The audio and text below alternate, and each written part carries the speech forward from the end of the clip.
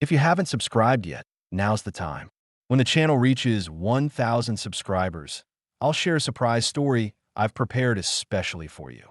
The winter fog covered the Pacific outpost like a low, heavy blanket, pressing into every broken trench, every dented helmet, every rusted piece of equipment left from older battles. Nothing here was clean or organized. The sandbags leaked dirt, the wooden planks were soft from rain, and the metal roofs rattled every time the wind shifted. It felt less like a base and more like a place soldiers passed through when there were no safer options left. Corporal Elias Ward stepped off the supply truck without speaking to anyone.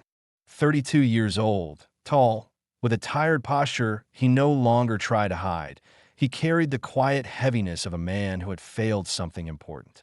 Before his reassignment, he served as an explosive specialist in a frontline unit. A miscalculated blast, his miscalculation, killed men he had trained with for years. He replayed the moment every night, trying to find one detail he might have missed, one sign he should have seen. Command didn't court-martial him, but the message was clear.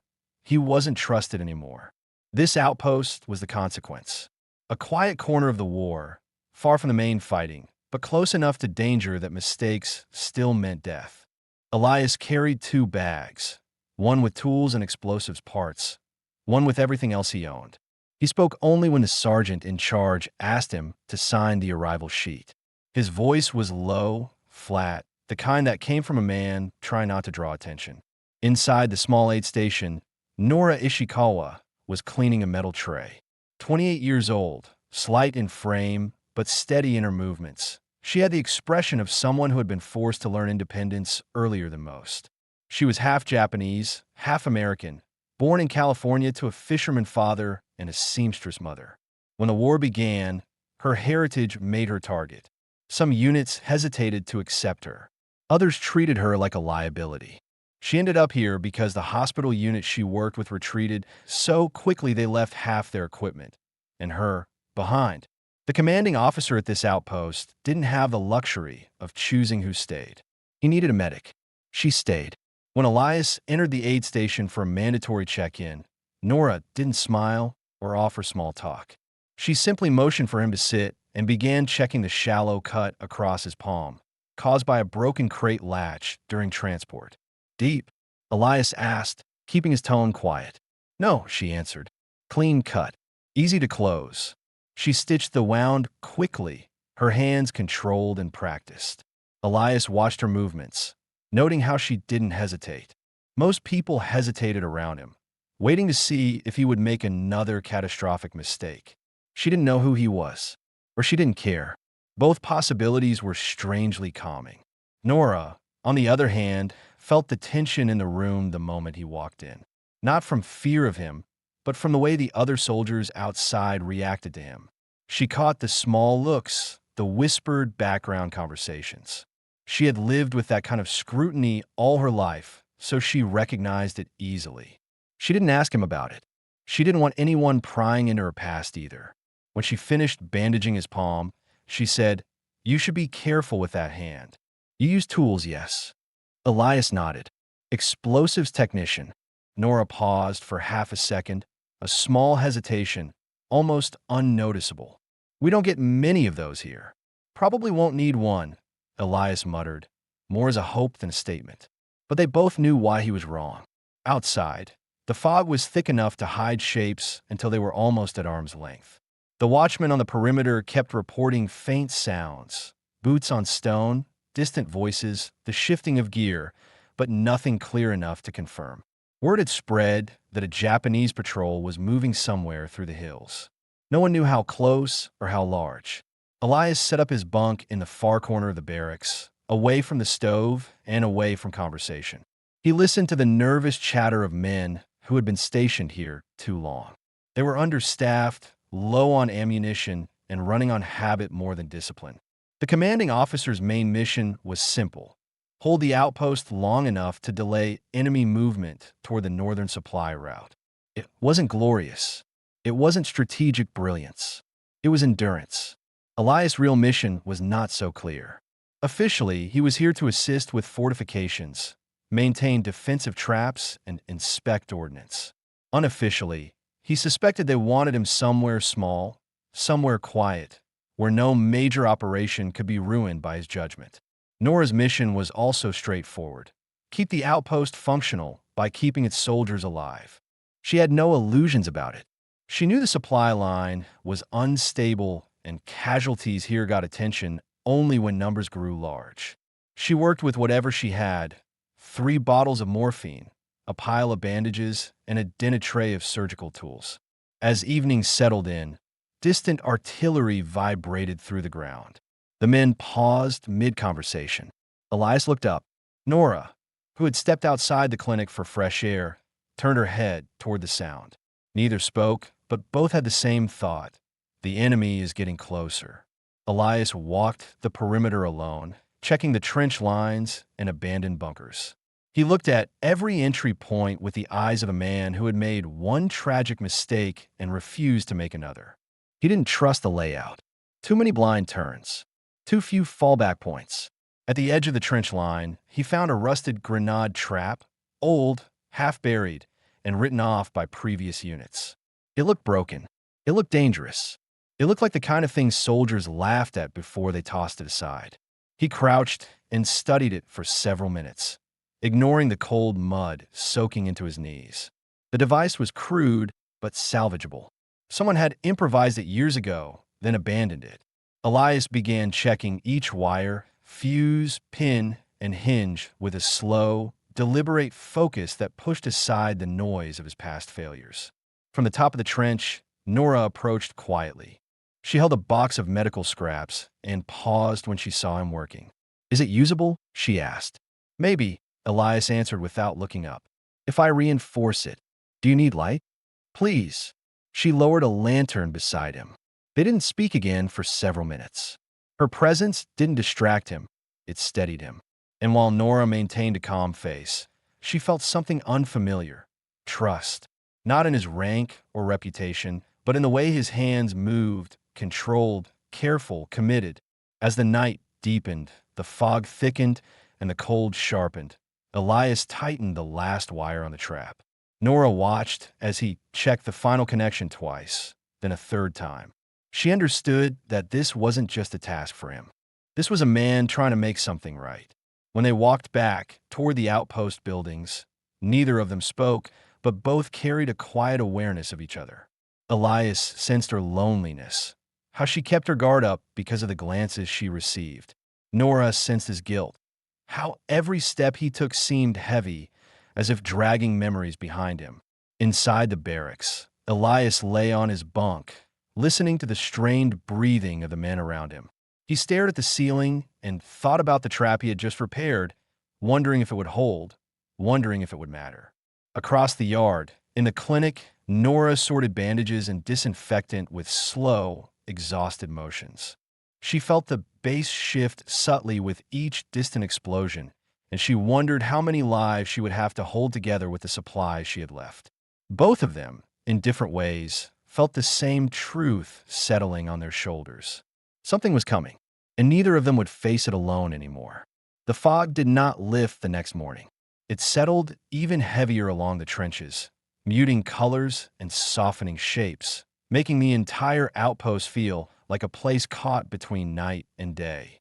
Soldiers moved slowly, bundled in worn jackets, speaking in low voices as if anything louder might attract attention from the hills.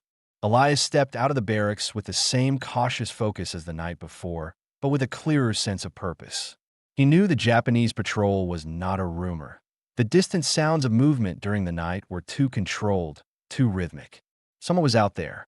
He began inspecting the defensive line again, this time with more thoroughness.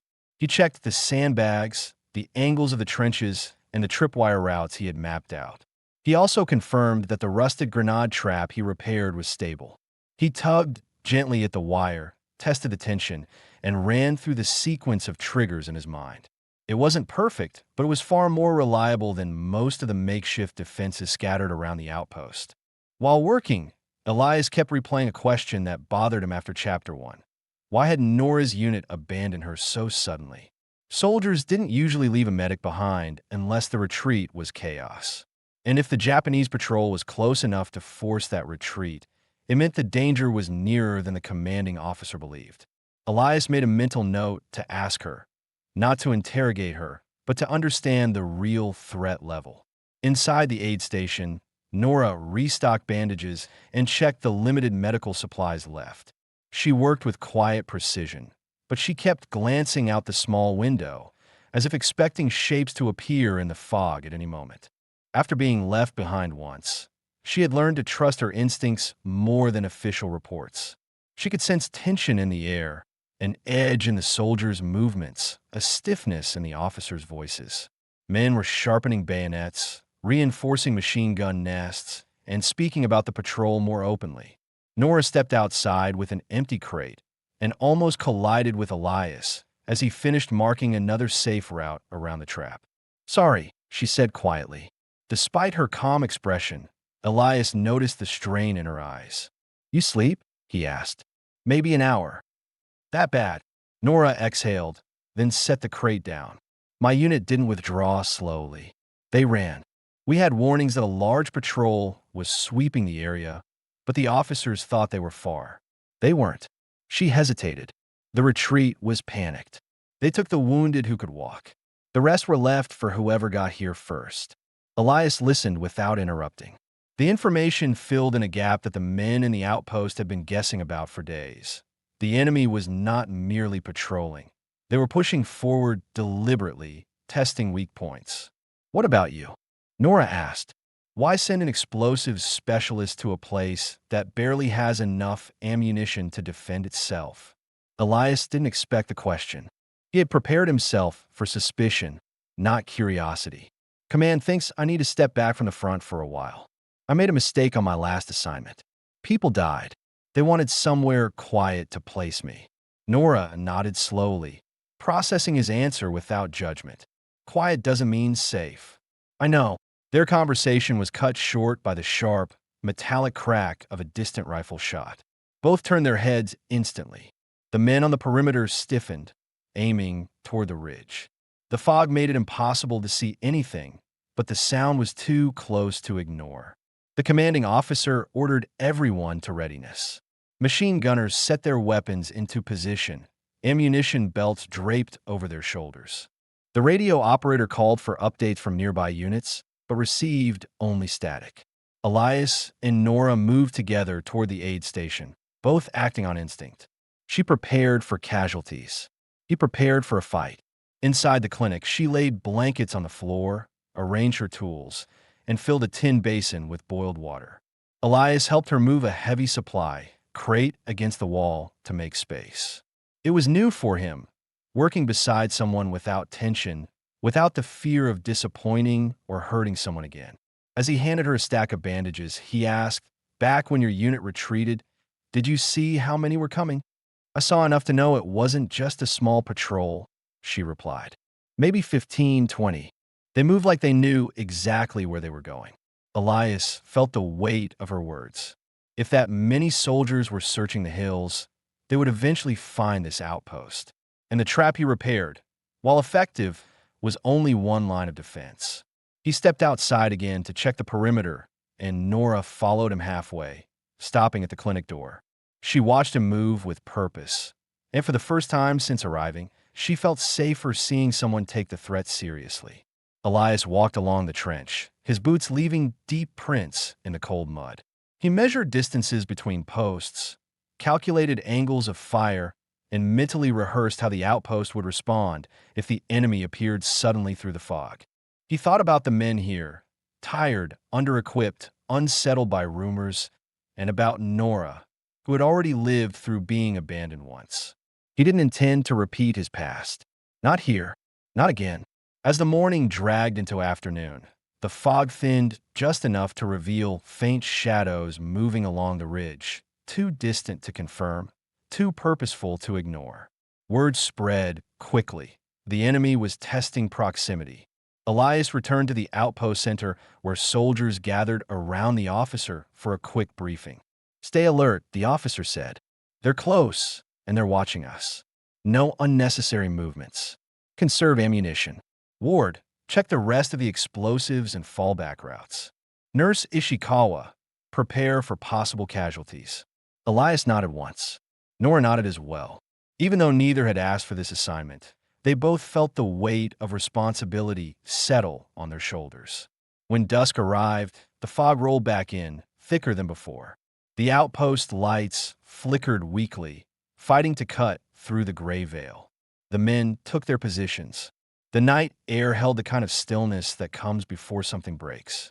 Elias stood in the trench near the trap, listening for footsteps, breathing carefully, replaying the layout of the defenses in his mind. Nora stayed inside the clinic, but the door remained open, and she kept glancing toward the trenches, listening for the first sign the fight had begun. Both of them felt the same unspoken truth. The next hours would decide everything: who survived, who didn't, and whether the outpost had any chance of holding. The night settled in with a cold stillness that did not feel natural. The fog returned so thick that even the closest shapes dissolved a few steps away. Soldiers along the trench line gripped their rifles tightly, listening more than watching, because sight was useless in weather like this. Elias stood near the outer perimeter, close to the tripwire routes he had reinforced. Every few minutes, he checked the tension with gentle pressure, refusing to trust memory alone. He knew one loose wire could mean the difference between protection and disaster. Inside the aid station, Nora paced slowly as she arranged the supplies she had left. She had prepared everything repeatedly, yet she kept checking it again. Bandages stacked, boiling water ready, morphine syringes lined neatly on a tray. It wasn't nervousness. It was discipline built from experience. Her previous unit had fallen apart because no one expected the attack to come as fast as it did. She would not let this outpost make the same mistake. What had not yet been explained clearly in the earlier chapters became important now. How much coordination there was between Elias and the officer in charge. After the retreat of Nora's previous unit and the doubts about patrol numbers, some listeners might wonder whether Elias had told anyone about the enemy movement patterns he suspected. This chapter addresses that missing detail naturally. Only 2 hours after dusk, Elias stepped into the command shack, where the officer was reviewing a rough hand-drawn map. "The traps are set," Elias reported. "If the patrol comes from a ridge, they'll hit the wire first." The officer rubbed his forehead. "You're sure they'll come from the ridge?" "I'm not sure," Elias admitted, "but I know they've been testing distance. They're closing slowly. They're careful. That usually means they're mapping terrain before moving in." The officer stared at him for a long moment. "You're not just guessing?" "No, sir," Elias replied. "We need to be ready. They move like they already know this place." That was enough. The officer increased the number of men on watch and ordered the machine gunners to rotate positions more frequently. Elias left the shack and went straight to Nora to update her without sugarcoating anything. "They'll try something tonight," he said quietly from the doorway. Nora stopped preparing a bandage. "How do you know?" "Pattern. Sound. Movement. They're pushing closer each hour. They don't rush unless they want to overwhelm quickly. This time, they're studying first." Nora nodded once. "Then we prepare." The simplicity in her tone steadied him. She didn't panic. She didn't deny the possibility. She accepted the information and acted. Before leaving the aid station, Elias paused. "If something happens, stay low. Behind the crates. There's enough cover there." Nora looked at him carefully. "That's the second time you've checked on me tonight. It's important you remain unharmed," Elias said, avoiding embellishment. There was nothing romantic or dramatic in his voice, just a direct truth he had not intended to say out loud. Nora didn't respond with words, only with a slow nod that said she understood exactly what he meant. By midnight, the fog thickened until even lantern light failed to illuminate more than a thin circle. Every small noise, stone breaking, metal shifting, a boot scuffing, sounded closer than it should. Fear began to settle into the men, not loud or panicked, but quiet and practical. They whispered less, moved more slowly, and positioned themselves in the trenches with guns resting on the dirt edge. Elias remained near the repaired grenade trap, crouched behind a low wall of sandbags. He listened harder than he looked, trying to separate wind from footsteps. Every now and then he placed his palm on the cold ground, feeling for vibrations the fog might hide. He replayed Nora's words in his head. Then we prepare, and for the first time in months, he felt the early shift from guilt to purpose. He wasn't trying to atone for past mistakes anymore. He was trying to protect someone who had chosen to trust him. Around 2 in the morning, a faint metallic click echoed through the fog. Elias froze. It was a sound he recognized, a safety lever being adjusted, maybe a bayonet brushed against a rifle barrel. Too deliberate to be nature. He whispered toward the nearest sentry, "Hold fire." The soldier nodded, lowering his breath, tightening his jaw. Another click, then soft, synchronized steps, many of them. Elias lifted a closed fist, signaling for the men behind him to stay silent. He knew the enemy was close, but the fog covered their numbers. The question the listeners might have had, whether the outpost truly understood the scale of the threat, became clear now. Elias did. Nora did. But many soldiers had underestimated the risk. The Japanese patrol moved like a single body. Each step was careful, the kind that came from discipline and experience. They weren't searching randomly. They were advancing with direction, using the fog as cover. Nora, in the aid station, heard the faint shift of boots outside and instinctively pressed her back against the wall. She didn't allow herself fear, but she acknowledged the sharp rise in her heartbeat. She took a slow breath, steadied her hands, and prepared for the next moments. Elias felt the vibration of slow, creeping steps reach the edge of the kill zone. His pulse spiked, but he didn't move. His mind ran through the trap sequence. Wire tension, neutral zone, trigger point. He knew exactly where the enemy needed to step. The fog swirled slightly, someone walking too close, disturbing the air. Elias leaned forward, muscles tight. He didn't breathe. He thought of Nora behind him, of the soldiers depending on this moment, of the failure he refused to repeat. A shadow finally broke through the fog, then another, then a third. More followed, at least 15. His jaw tightened. They were closer than he had expected. They were confident, and they were almost on top of his wires. Elias raised his hand again, signaling stillness to every man within sight. No one fired. No one shouted. They waited. The first enemy soldier stepped forward. His boot brushed the tripwire. Elias, breath held, knew exactly what was about to happen. The tripwire snapped with a sharp, thin sound that was swallowed immediately by the fog, but Elias felt the vibration through his boots. He didn't have time to shout a warning. The first grenade detonated with a heavy, concussive blast that punched through the air and shook the trench walls. The explosion lit the fog in a harsh, white flash, revealing the silhouettes of the enemy patrol. Too close, too clustered, all caught in the kill zone they had unknowingly stepped into. The second grenade went off before the sound of the first had even faded. Then the third. The rusted trap, dismissed as scrap by most of the outpost, triggered a chain reaction exactly as Elias calculated. Grenades buried under mud and debris erupted in rapid succession, each blast throwing bodies backward, ripping through uniforms and collapsing parts of the trench edge. Shrapnel cut into the fog like jagged sparks. Within the first 3 seconds, the front line of the enemy patrol was already down. Within 6 seconds, the remaining soldiers were stumbling blindly, deafened and confused. By the 9th second, the hillside went almost completely silent. Elias crouched low, covering his head from falling debris. His ears rang, but he forced his hands to stay steady, his breathing controlled. His mind, sharpened by both fear and instinct, immediately jumped to the next question listeners might have wondered earlier. Could the trap hurt his own men? It could have, if he had not marked the safe paths and warned the sentries. Those decisions now proved crucial. The blast radius stayed contained exactly where he predicted. The enemy staggered in the fog. Some tried to retreat, others tried to advance, but the confusion broke their formation. Elias rose enough to see movement and signaled the sentries. Now, he shouted. The outpost erupted in gunfire. Rifles snapped. Machine guns thundered. Muzzle flashes sliced through the gray haze. Nora, hearing the explosions from the clinic, dropped to her knees behind the supply crates, covering her ears briefly before forcing herself to move. She grabbed her medical kit and prepared for incoming wounded. Her heart hammered, but her hands stayed steady. She had been through worse moments, and she knew panic was a luxury she could not afford.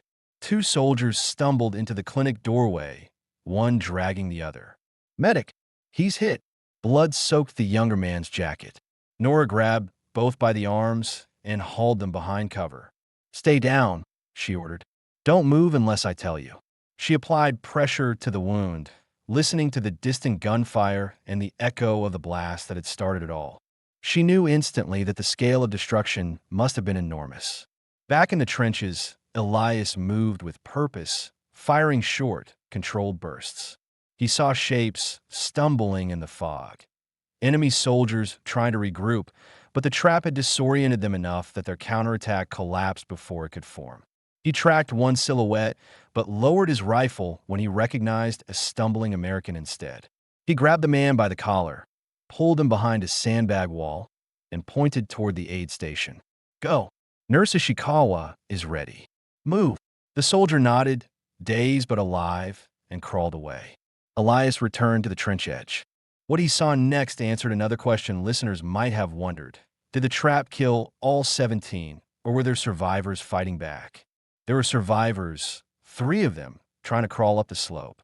One lifted his rifle unsteadily, firing wildly toward the outpost. Elias took a steady breath, lined up the shot, and pulled the trigger. The soldier dropped.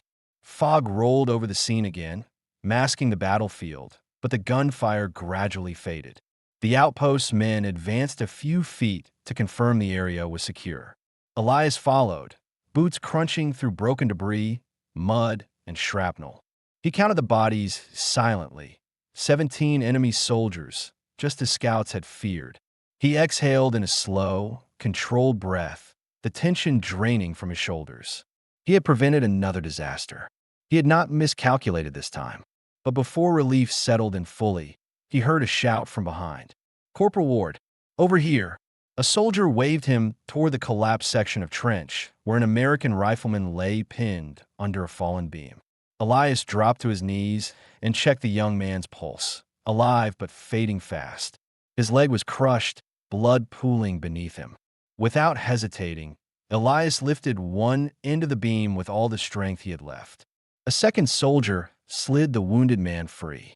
They lifted him together, carrying him toward the clinic. Nora met them at the doorway, her sleeves already stained with other soldiers' blood. "Set him here," she said, clearing a table. Elias gently lowered the wounded man, breathing hard, sweat cutting through the dust on his face. His hands were shaking, not from fear, but from a memory of earlier battles when he hadn't been able to save men under his watch. He forced his breathing to slow. Nora looked up at him briefly. "You okay?" Elias nodded, though he wasn't sure. "Just tell me what you need." "For now." "Space," she said. "I've got him." Still, she noticed something different in him. Something the listeners might have wondered about since the beginning of the story. Had Elias regained confidence, or was he still trapped in guilt? Watching him rush to save the wounded soldier answered that question. His fear was still there, but he was no longer letting it control him. He stepped outside and leaned against the wall, catching his breath. The blast had shaken him physically, but it was the aftermath, the sounds of wounded men, the sight of Nora working relentlessly, that grounded him emotionally. Minutes later, the commanding officer emerged from the fog-dimmed trench line. "Ward," he called. "You did this." Elias didn't answer immediately. He didn't know whether the officer meant the explosions, the defensive success, or the survival of the outpost. "The trap," Elias said finally. "It worked." The officer looked out over the destroyed section of hillside, then back at him. "You saved us. Every damn one of us." Elias lowered his gaze. Praise was something he hadn't heard in months. "Nurse Ishikawa handled the wounded," he added. "She kept men alive." "She'll get her credit," the officer replied. "But right now, take a minute. You've earned it." Elias didn't go far. He sat on a broken crate outside the clinic, elbows on his knees, listening to Nora's quiet instructions inside. her voice calm, focused, steady. Every word reminded him that he wasn't carrying the weight of the outpost alone. When she finally stepped out, wiping her hands on a towel, she looked exhausted but composed. "It's over," she asked. "For now," Elias replied. Nora's shoulders lowered slightly, the first sign of relief she had shown since the attack began. "You kept them from reaching us. You kept them alive after," he said. Their eyes held for a moment, tired, shaken, but undeniably connected by what they had survived together. The fog around them began to thin, and the wind shifted, carrying away the last echoes of the battle. The outpost was damaged but standing. Men were wounded but alive. And for the first time since arriving here, Elias felt something he hadn't felt in months: the possibility of moving forward instead of reliving the past. Dawn arrived slowly, pushing away the fog in thin layers until the battlefield finally came into view.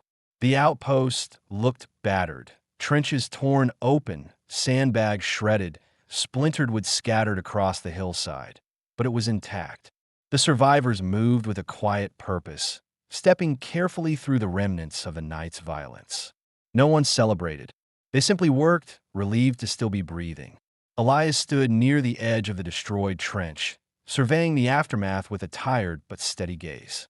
His mind replayed each moment of the attack, not with the old self-destructive guilt, but with practical evaluation.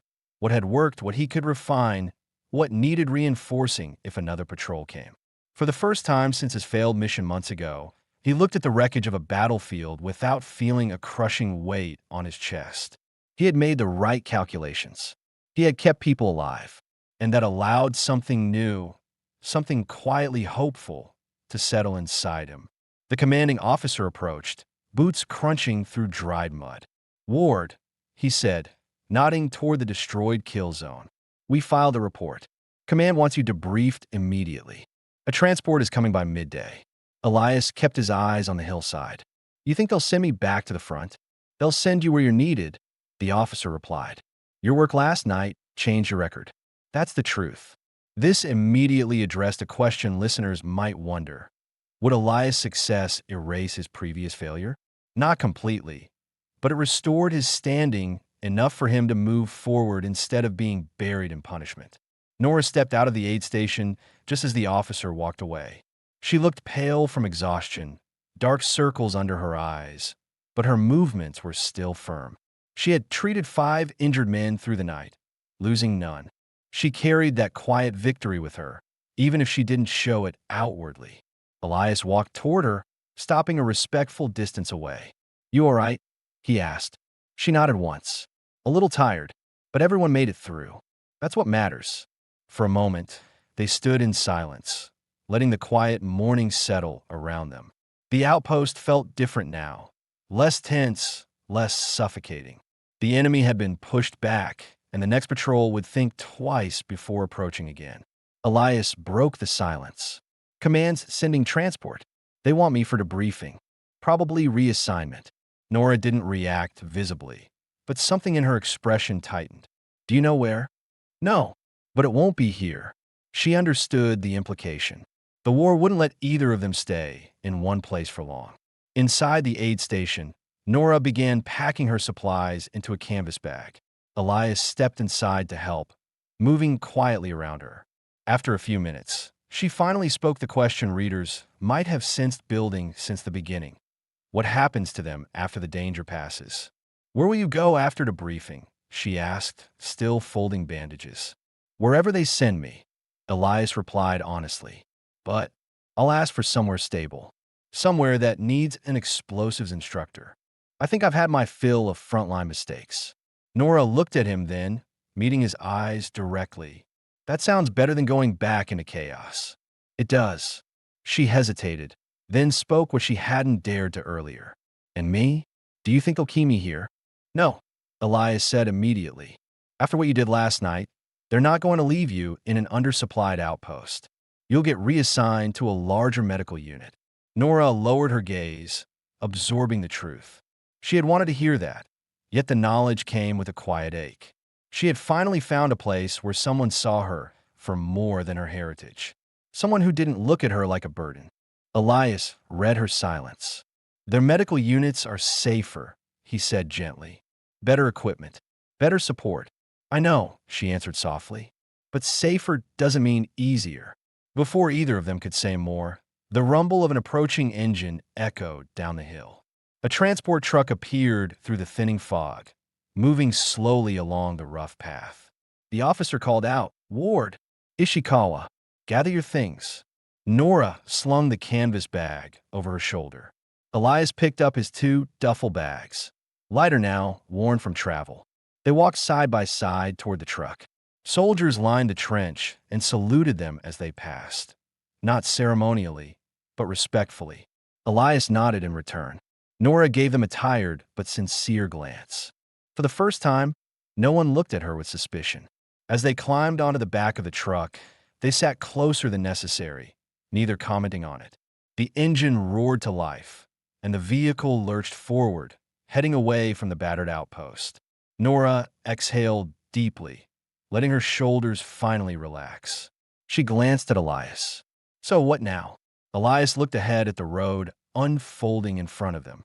"Now we keep going. Together, if they'll allow it." Nora didn't hide the small, tired smile that formed. It wasn't dramatic or romantic. It was real, built from shared silence, survival, and the understanding that neither of them wanted to go back to the loneliness they came from.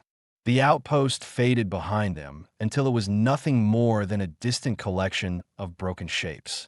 Ahead lay new assignments, new responsibilities, and a chance for both of them to rebuild their lives without the shadows that once defined them. Elias shifted slightly so their shoulders touched. Nora didn't pull away.